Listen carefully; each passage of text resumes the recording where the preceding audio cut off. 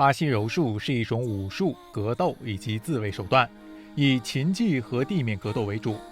巴西柔术发展自日本口头砍柔道中地面格斗的基本技术，随后通过多位传承人的实践和发扬，最后形成了独树一帜的柔道新流派。柔术怎么讲？他们说是柔术是，格斗技当中的高尔夫嘛。与其他的体育项目不同，巴西柔术以柔克刚、以弱胜强作为指导性战略方针，特别适合女生练，因为它是对技术要求很高，但是对体能要求可能没那么严格。如果说你掌握一定技术之后，你可以跟一些可能体重相差特别多或者力气相差特别多的人，你也能较量，你可能也能制服人家。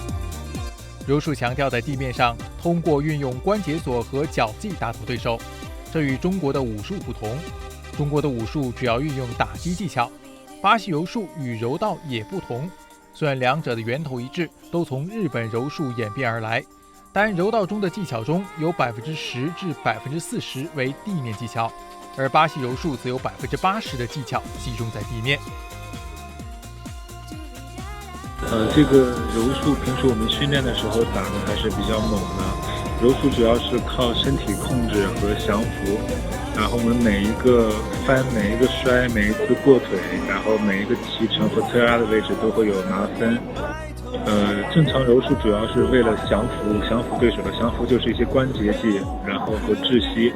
但是我打比赛的时候，一般比赛都打得比较稳嘛，所以我们主要是拿到好的体位，拿到好的身体控制的位置，然后靠比分跟那个获胜。所以说比赛看起来可能没有平时训练那么精彩，因为打的都是特别稳，大家都不会用很花哨的技巧和很漂亮的那些降服技术，大家都是主要是以压和过腿为主。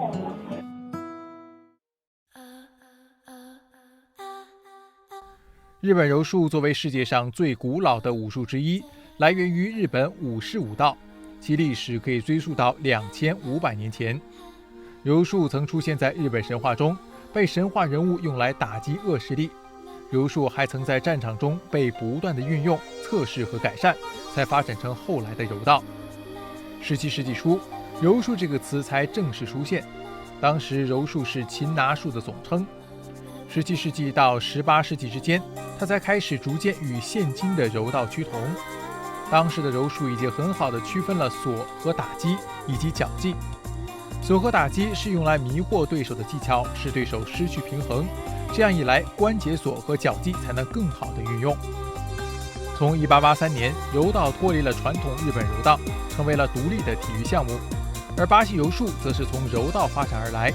通过前田光世将柔道传入巴西，由此演变为日后的巴西柔术。巴西柔术不仅仅是一种武术，它也是一种运动。练习柔术不仅能够提升身体素质和陶冶情操，它还是一种健康的生活方式。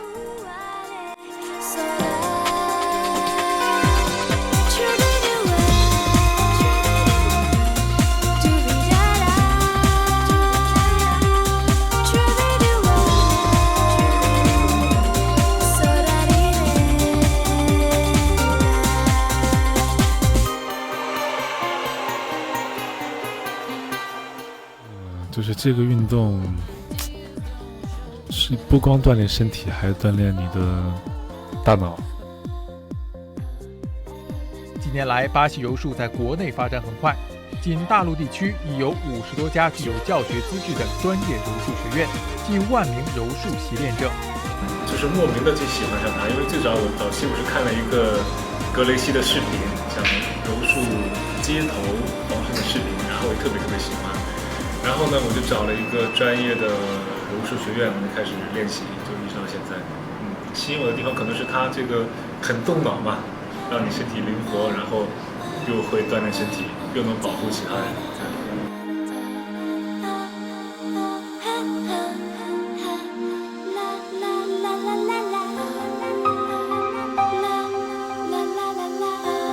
上海摔跤柔道协会早在2010年就创立了柔术项目委员会，致力于发展柔术项目及其文化，并定期举办相关活动与赛事。